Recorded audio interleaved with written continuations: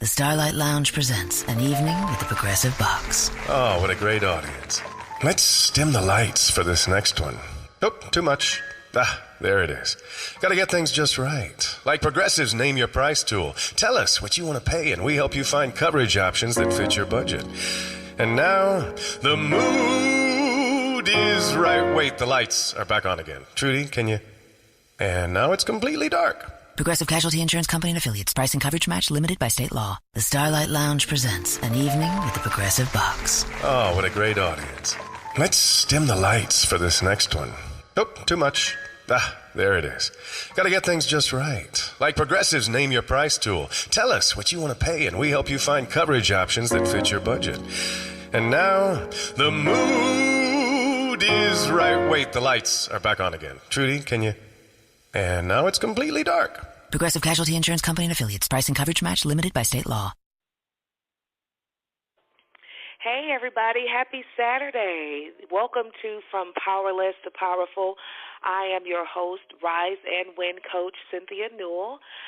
I run a spiritual life coaching business named Dare to Dream, where I show women how to give voice to their vision so that it has full expression in their lives. I'm so glad that you are joining me this Saturday afternoon. You are definitely in for a treat. On today's show, we're going to be talking about 3 things you can do when you feel disconnected. I want you to stay connected with me, so go on over to my website, which is www.cynthiasnewell.com. I have a lot of great free gifts there. If you missed the last show that I did on September 8th, 3 Steps to Take in Night Seasons, I want you to check out the replay on the Spreaker Network. You can find it under Elation Gospel Radio Network, which is brought to us by Miss Kimmy Robinson of Elation Gospel Magazine. Thank you so much, Kimmy, for sharing your platform with me. It is truly my honor and my my calling, to encourage and empower through inspirational teaching, spiritual enlightenment, and guided transformation. And I thank God for all the platforms that He has opened up to me to be able to walk in my calling, to operate in my gift. And so I just want to thank you, Kimmy Robinson, for welcoming me to your Elation family here. I believe that we all deserve to start waking up to a life that we love. And that's why through this podcast, my listeners get trained on how to release internal conflict. We face internal conflict all the time in big situations and small. And I have certainly faced a lot of internal conflict, and it has given me a lot of wisdom. And so on this podcast, through this podcast, I help you strengthen your resilience muscle so that you can enjoy the moments and minutes in your life. It's time for us to create a life that makes us want to jump out of bed, y'all, every day. And so today, I want you to sit back. I want you to listen and learn and laugh as I share tales of my personal tragedies and testimonies, my personal triumphs, and the wisdom that I receive from them. So again, today we're going to be talking about 3 things to do when you feel disconnected. Now, there have been times in my life, where I have felt disconnected, from the shift of life. But there's this one particular time where I found myself feeling gravely disconnected. And it was a time when there was so much contention in my home between my daughters and my husband, their stepfather. Every day in my home, it felt like a constant battleground. I was in the middle, and everyone wanted me to be on their side, and all I wanted was a healthy, happy family. And so let me give you a little background information. And so I grew up in a single-parent home raised by my mother, and my mother was a very good mother to my sister and I. She was young when she had us. She was 16 and 17 when she gave birth to me and my sister. My mother had vowed in her heart, that she was going to be a great mother, and at all costs, she was going to protect her kids. She was going to make sure that they had what they needed. My mother was a mom. She took being a mother that came first over everything, being a mom. So my mother, she rarely dated anyone because she didn't want to have to, I guess choose between us and a man or split her time. She devoted herself to being a mom and being a really good mom. And as a result of her being a mom, she made some sacrifices. She had to come out of high school and parent us. And so in my mother's mind, motherhood came first. Her children came first. And so as we were growing up, that was kind of instilled in us. A lot of times we have things that are instilled in us subconsciously. We're not even paying attention to what's being instilled in us. And so I always knew at a young age that I wanted to be a mother. I wanted a family. So I had this whole dream in my head of having the husband, the dog. I don't know if you all can hear my dog, Max, barking in the background, but that's sweet old Max. But I had this vision of having the husband, the kids, the home, the careers, the success, family vacations. That was my dream. And so many of you who have been following me for some time, know that this is my second marriage. And so when the first marriage ended, I didn't so much lose the dream, but I, got away from it. So when I met my now spouse and he wanted to marry me, after my divorce, I kind of became the mom that my mother was. Seeing the hurt that my children, my daughters had suffered as a result of our divorce, I kind of shielded and protected them. And I held a lot of guilt in my heart about the divorce. So I parented them from a place that I would say where I used to let them kind of get away with things, and we were entering in like the preteen stage and the teenage years, and I'm in this place in my life where I'm redefining myself, and so my career, and I had made the decision to go back to school, so I had a lot of things going on, but as a parent, as a mother, as a now single mom, I had adopted the mentality that I was raised in of my children come first.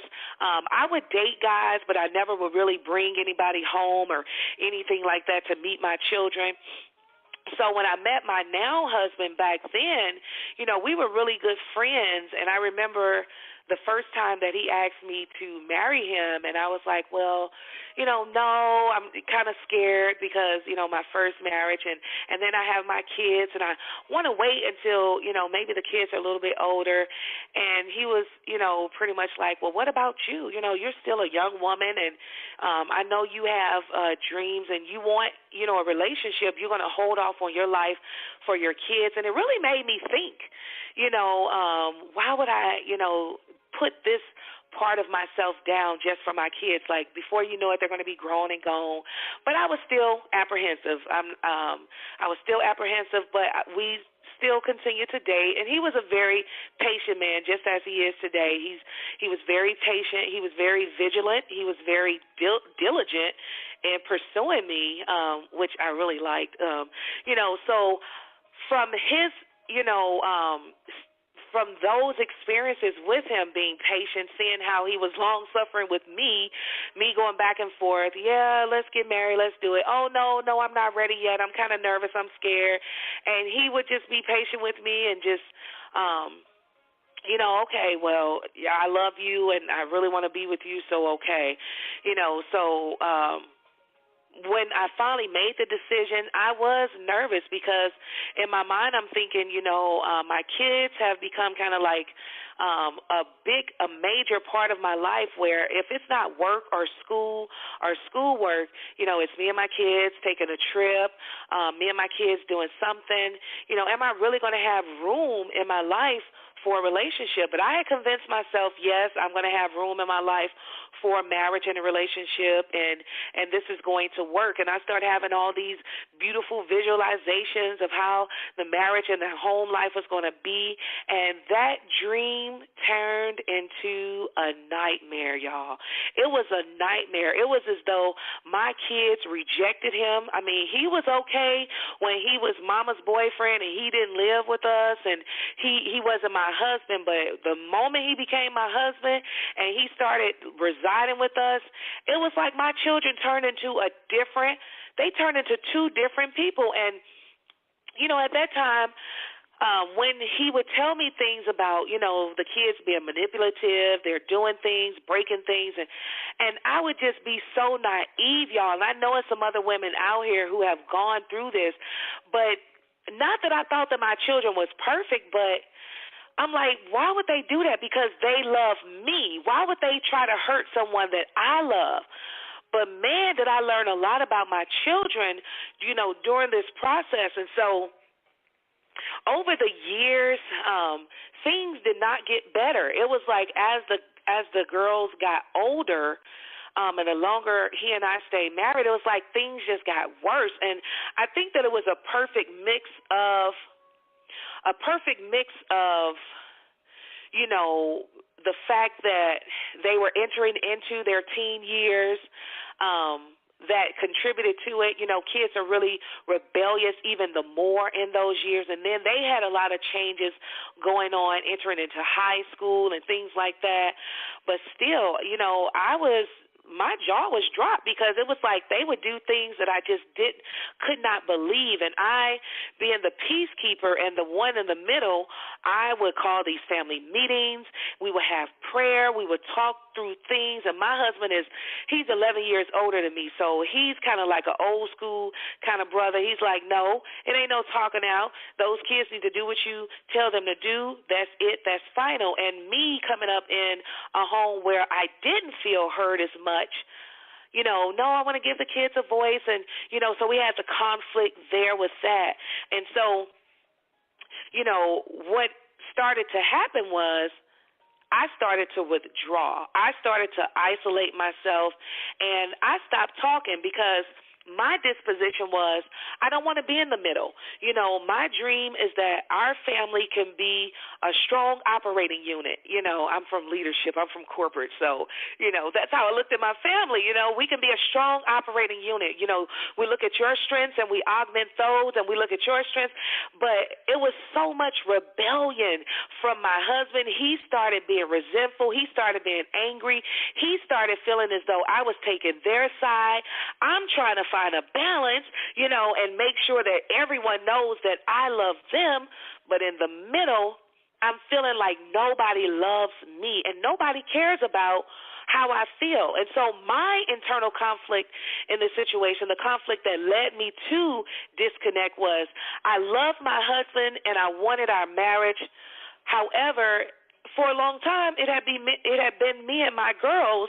And so cleaving to my husband, even though the word says that, made me feel as though I was betraying my kids, and so I didn't know how to deal with it. And so I just kind of withdrew. I stopped talking as much. I stopped cooking, family dinners as much. I just kind of let everybody kind of ride solo. You look in the refrigerator and you find something to eat, because when we came together was not peaceful, and that disturbed my spirit.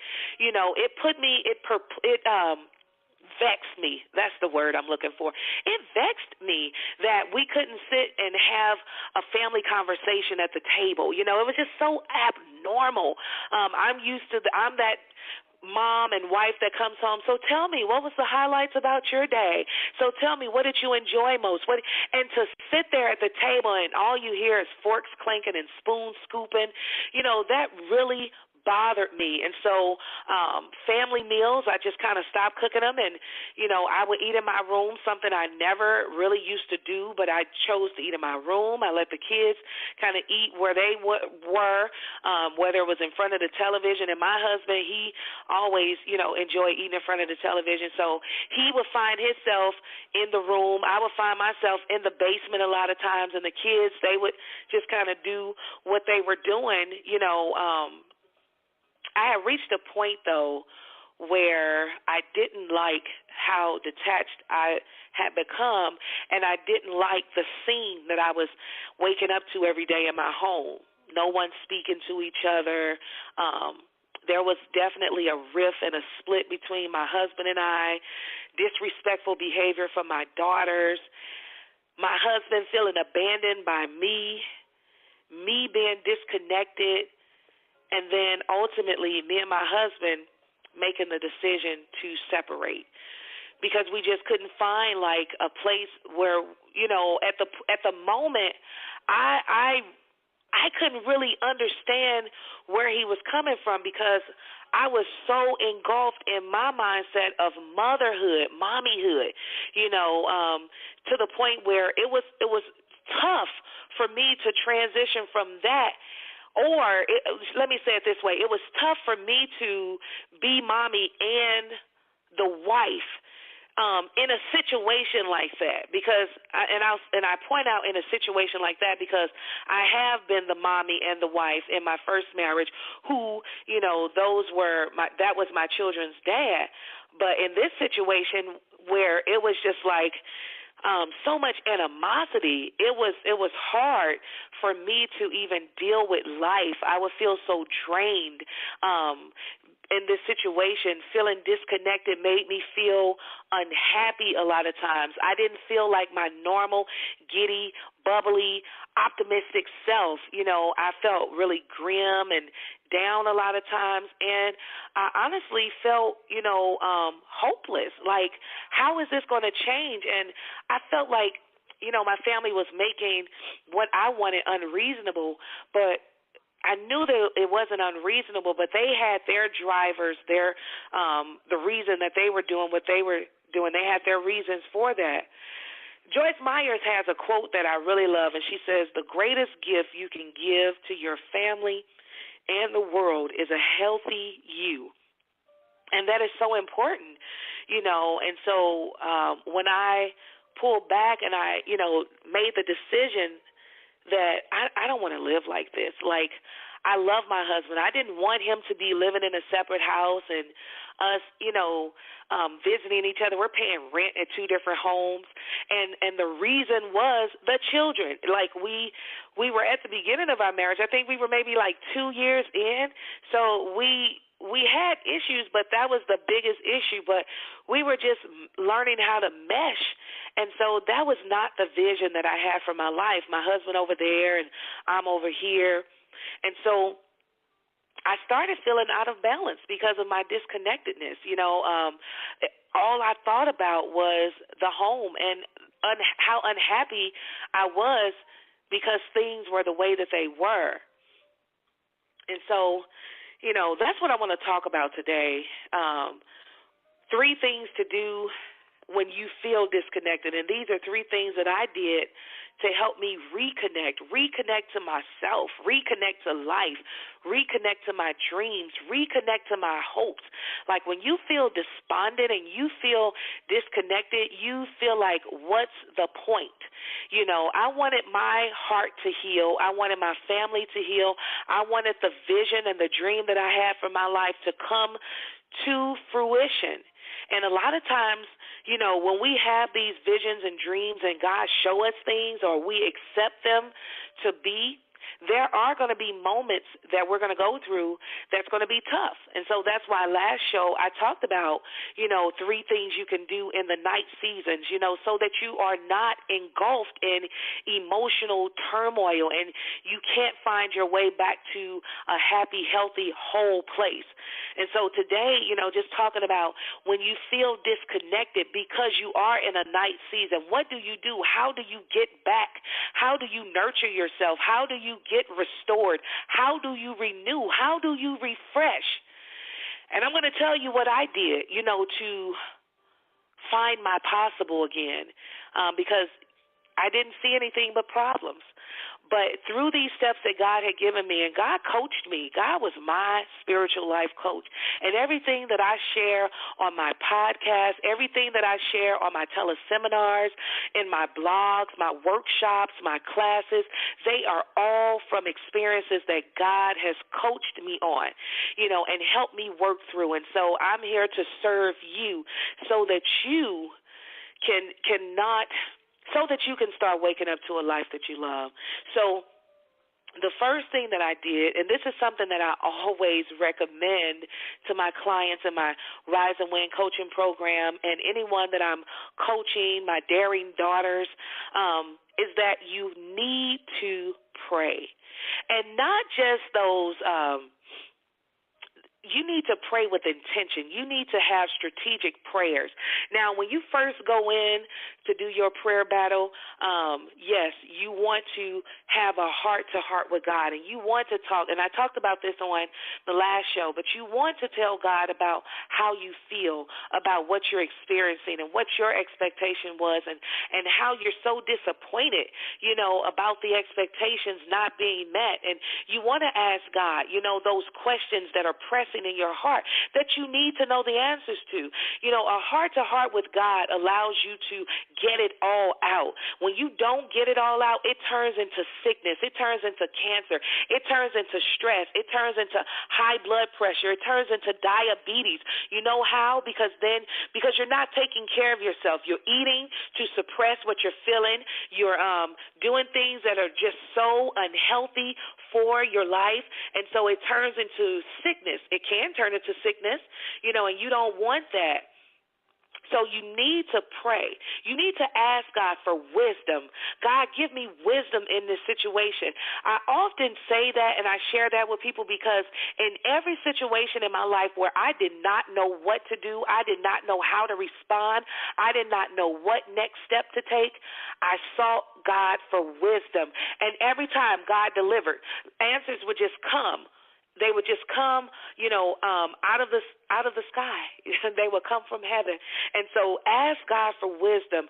Also, another strategic prayer is you want to ask God for grace. Grace will give you that ability to be able to be sustained in the situation where the situation doesn't overtake you. You have this peaceful stance in the situation where you know that everything is going to be just fine. Sometimes it's hard to see that when you're in the thick of things, but that's where your faith comes in, and so you have to ask God for increased faith. The faith to believe that this too shall pass. The faith to believe that God is going to turn this situation around. The faith to believe that God is going to touch their hearts and help them not just see things from their perspective or whatever your situation is that's causing you to feel disconnected. Maybe it's on your job, you're being ridiculed or you're being targeted. Maybe it's in your marriage. Maybe it's in your health. You've tried everything that you know to lose weight, but you just can't stay committed to something. Maybe it's terminal illness. Maybe your family is just all chaotic. Whatever it is, you have the faith to see your side on the other side of this thing. So the first step when you feel disconnected is to pray, is to have a heart-to-heart with God. The second thing that I did is I made sure to find things that brought me joy, to do things that brought me joy. Sitting in the park. I'm from St. Louis, Missouri, and so I have a favorite spot that I always go to. It energizes me. It encourages me. It helps me have clarity. It helps me reconnect to myself, to God, to just life in general, and that's a lake, Creve Coeur Lake. And I would go sit by the lake, and I would just close my eyes and just breathe. And so I want you to make a conscious decision to choose every day to do something that brings you joy. It could be your favorite snack. It could be to watch your favorite YouTube video and an inspirational message or listen to your favorite song. It could be to go for a walk. Whatever it is that brings you joy, you want to make time to do that in your life because that's going to help you have a balance because all of your attention is not going to what you're facing or what you're dealing with. You give a piece of yourself to something that brings you joy. And so that's really going to help you. So number 2 is every day, not some days, but every day you want to choose to do something that brings you joy and laughter. So this is like a 2/A, but a lot of times what I'll do too is on any given night, I'll pop me some popcorn. I know it's not good for your teeth, but your girl loves it. But I'll pop me some popcorn, and I'll put butter and a little iodized salt on it. I know it ain't good for you, but it ain't every day, though, So I will pop me some popcorn. I will get me my favorite drink, which is water. I love water. And I would look on my cable television and find a comedian to watch that I've never seen before, and I would just watch it and laugh. Now, if they're not funny, I'm not going to sit there and watch it. Or on Pandora, I would put it on like the Kevin Hart station or a comedian station, and I would just turn it on and I would just listen. And what it does is, before you know it, you are tapping into your inner riches, which is joy. And we know from the Word of God that the joy of the Lord is our strength. And so when you open yourself up and free yourself, give yourself permission to laugh, to have fun, it just does something to you. It gives you hope, and it gives you that feeling that, you know what, everything is going to be okay. Forgive me, y'all. I have a little bit of a cold that I'm getting over. But I just want to say, for anybody that's tuning in, this is Rise and Win Coach Cynthia Newell of Dare to Dream, where I teach women how to give voice to their vision so it has full expression in their life. Full expression. I like that. Full expression. Okay. Anyway, you can connect with me on my website, www.cynthiasnewell.com. I have a lot of great free gifts there for you. You can also connect with me on Facebook. You can find me, Poetess Cynthia Sherrill. I am a poet, published author. You can also find me on Dare to Dream, Spiritual Life Coaching Practice on Facebook, From Powerless to Powerful on Facebook. You can connect with me on Twitter at Dare to Dream. I am on Periscope. You can connect with me there. I'm kind of a little bit of everywhere, but I hope that you're being blessed by what we're talking about tonight. 3 things to do when you feel disconnected. So the first thing is to pray. Have a little talk with Jesus. Tell him all about your troubles. He will answer your prayer. Y'all remember that song, Have a Little Talk with Jesus? Okay, anyway. So number 2 is every day choose to do something that brings you joy. Yeah, you might indulge in your snack, but don't let that be the thing you choose every day, because then you'll start to feel disconnected from yourself, because then you won't be able to fit any more of your clothes. You know, been down there and ain't trying to go back. So number 3, you want to talk to yourself. You have to talk to yourself. When you feel disconnected, you're not talking to nobody else. Like I said, for me, I didn't talk anymore. I wasn't my normal self anymore, and so I pulled away from everybody. I didn't want to talk. I love my husband. I love my kids, but y'all leave me alone. Go over there. Find you something to eat. Leave me alone. I was upset because I felt like they were not doing what I wanted them to do. You know, how selfish of me. But talking to yourself brings clarity. It helps you get to the core of what's really going on inside of you. See, I am a firm believer, and I only believe this because I've experienced this and continue to in my life, that everything that we experience, it's tied to a core feeling. You know, there's a core reason why you feel this, or it's something, you know, associating with something else. And so in my situation, I felt like I was not being honored, like I didn't matter. That's how I felt, and that's how I felt a lot coming up, being bullied, just some other things that happened. I'm not focusing on all the negativity of my past, but there was some reasons. There was a foundation to build up on that, feeling as though I didn't matter. And so in my home, I started to feel like I didn't matter, and I learned this through talking to myself.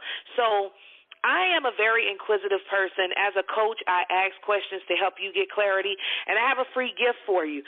So I want you to go to my website, www.cynthiasnewell.com, and under the resources tab, I have a gift for you there. And it is 7 reflective questions to ask yourself when you're feeling disconnected. And it's going to help you get to the core of why you're feeling disconnected and the core feelings there. And so you can take that to God in prayer, and you can be strategic about what you're dealing with. See, nothing no one does has anything to do with you, and nothing you do have anything to do with anybody else. And I say that to say how you're feeling is something that needs to be healed. How I was feeling abandoned, feeling as though I didn't matter, that needed to be healed. And the healing was not going to come from my husband and my children. It was going to come from God. Me knowing that allowed me to be able to take that to the Lord and get healing. And so I want to support you in that way of bringing clarity to you.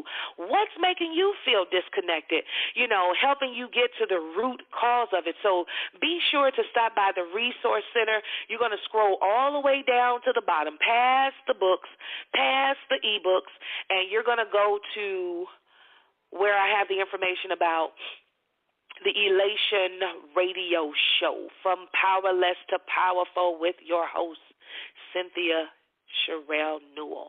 All right, so right below the Declaration of Restoration Prayer, you will see a link. It's going to be a document, and it's really for you to journal. But me, I like to talk things out, so I journal in a couple of ways. I write out. I'm an avid writer. I got about 15 to 50 journals, y'all. And when they have those notebooks on sale at Walmart, like 10 cents, like my family hates me because I buy like 2 or 3 boxes of those things. I just love notebooks. Like I love to write. I love pens. I love, anyway, the turn of paper. Okay, that's my secret fetish. So what's yours? No, but seriously, if you go to the website and you look down below, on the Resource Center page, you'll see a link that's going to take you to this document. I really want you to do this because I really want you to understand the core of what's making you feel disconnected, because when you know, you can grow and you can heal, and so that's how I want to support you. And so we've talked about a lot today, and I said I wanted to keep my podcast to about 30 minutes. I went a little bit over, but I hope that you found value in today's podcast. If you have like a pressing emotional crisis that's going on in your life and you need support, you can submit your question or dilemma to me on my website, right in that area where you're going to find the reflective questions to ask yourself when you're feeling disconnected. You submit your question, and then I'm going to answer your question on the next show. So feel free, get the support. I mean, I've been through a lot. There's really not a lot that will surprise me in life, but because I've been through a lot of things, and God has just gifted me with wisdom, but most of all, compassion for people, So if you need prayer support and you really don't want an answer, you just need me to pray with you and partner my faith with your faith, put your prayer request down there and just put, in the comment section that this is a prayer request. I go before the Lord every day at 4, well, not every day, but most days, at 4 o'clock in the morning to intercede, and I would love to intercede and pray for you. So, again, today we talked about, 3 things to do when you're feeling disconnected. I hope that you found this information valuable. I would love to hear your comments, your feedback, your aha moments on my Facebook page, From Powerless to Powerful. You can also like the page and then put your comment there. Help me reach my goal of getting, I think it's 300 likes. I've kind of been out over the summer just trying to regroup, but I'm back, full effect. I'm back. Oh, I sing too, y'all. So one day y'all probably hear me sing. But I love God's people. I love, life. I have went through enough headache and heartache to know that there is another side to life, because I'm on that other side, and I want to support you in getting to your other side too. And so I hope that you'll stay tuned and join me on our next podcast, where we're going to be talking about, I don't know yet. I really don't know. I had a lot of things. I think that God is leading me to talk about establishing boundaries with family members, because I have 2 adult children now, and it's been some type of ride with these chicks. And I've had to set some boundaries, and it seems like the boundaries get overlooked. But God has given me wisdom and grace and given them mercy. Somebody say mercy, for me not to give them a Holy Ghost butt whooping. But anyway, join me next time. We're going to be here Saturday, October the 10th. And guess what, y'all? That is my 6th wedding anniversary. We made it 6 years, so even though we separated 1, 2, 3, 4, 5, who's counting? We've separated quite a few times, but we know that God brought us together, and we are celebrating 6 years of marriage. So stop by my Facebook page and say happy anniversary on the 10th, or you could join me live on the show, listen live, by going to the Spreaker Network, Elation Gospel Radio on Spreaker Network, or you can dial in and listen to the show live and ask me questions and things like that. So check me out on the 10th. Until next time, I want you to make it a great day. I love you. Bye. Every handshake can lead to something different. And whether it's assembling parts or starting startups, each deserves a banking partnership that's one of a kind. At CIBC, we tailor our services to you. We deliver on your business goals with an experienced commercial banking team you know and the resources of a bank with 150 years of putting clients first. A handshake with us leads to a banking partnership that's made for you. CIBC Commercial Banking. CIBC Bank USA, member FDIC.